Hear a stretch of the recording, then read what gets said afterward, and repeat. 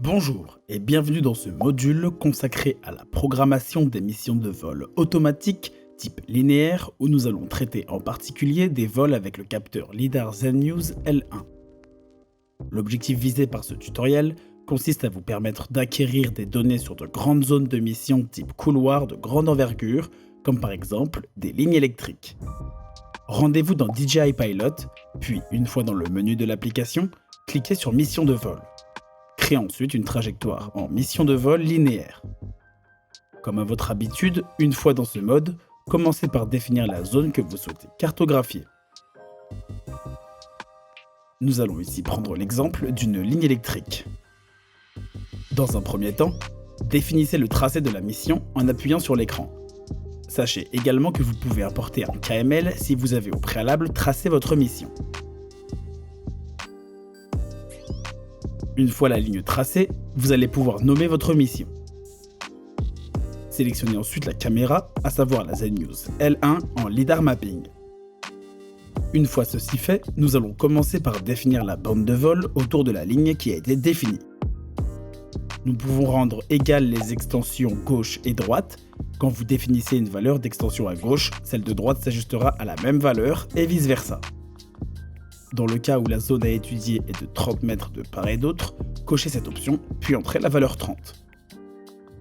Vous trouverez le paramètre de distance de coupe qui vous permettra de reparamétrer la longueur de vos tronçons de mission selon une valeur précise, réglable de 0 à 20 km. Dans notre cas précis, une longueur de 400 mètres semble bien adaptée à notre mission.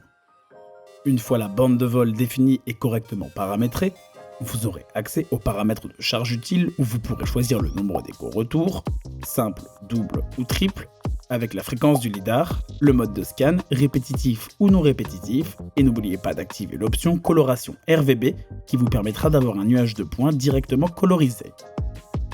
Vous allez ensuite pouvoir venir configurer l'itinéraire de vol. Vous voyez que des traits verts apparaissent, symbolisant la trajectoire du drone. Vous pourrez soit faire voler le drone sur les côtés, soit au centre, en cochant l'option « Inclure la ligne centrale ». En vue de nos données de largeur et hauteur, le drone sera en mesure d'effectuer l'acquisition en une seule passe.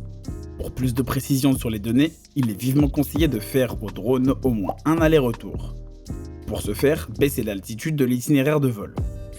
Pour avoir un taux de recouvrement optimal, on voit qu'il faudra à minima 2 passes au drone. Pour l'améliorer au maximum, vous pouvez donc activer en plus la ligne centrale pour ajouter une passe supplémentaire sur le même tronçon et ainsi optimiser au mieux votre taux de recouvrement.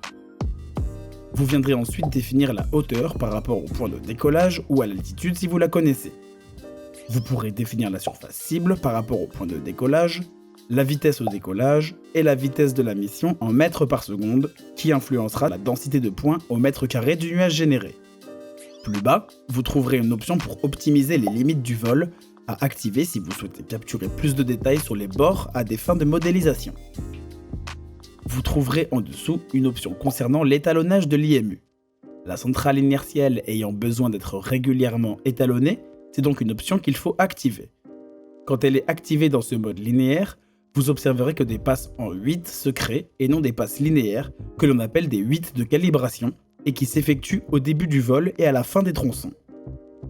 Dans ce mode de mission linéaire, l'étalonnage est en réalité semi-automatique et ne respectera pas forcément les recommandations de DJI qui sont de une calibration toutes les 100 secondes.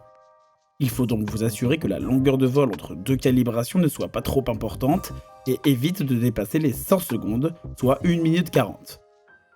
Afin de vous en assurer, vous pouvez dans un premier temps désactiver la ligne centrale afin de juste effectuer un aller-retour pour diminuer le temps de vol entre les deux 8 de calibration. Dans un second temps, vous pouvez ajuster la vitesse de votre drone.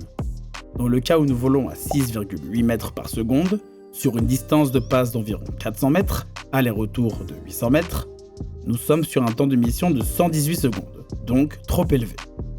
Pour y remédier, augmentez soit la vitesse de vol du drone, soit diminuer la longueur des coupes. Dans notre cas à 340 mètres, afin de retomber sur une durée de 100 secondes.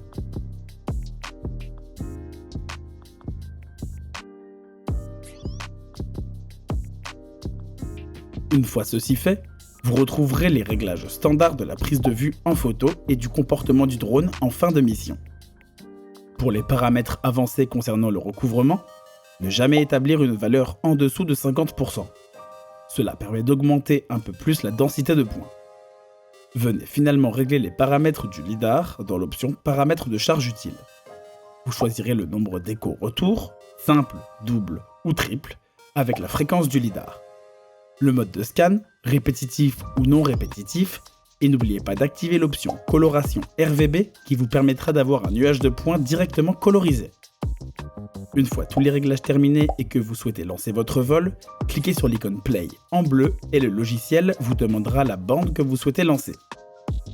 Vous pouvez en sélectionner plusieurs, tout dépend du niveau de charge de vos batteries.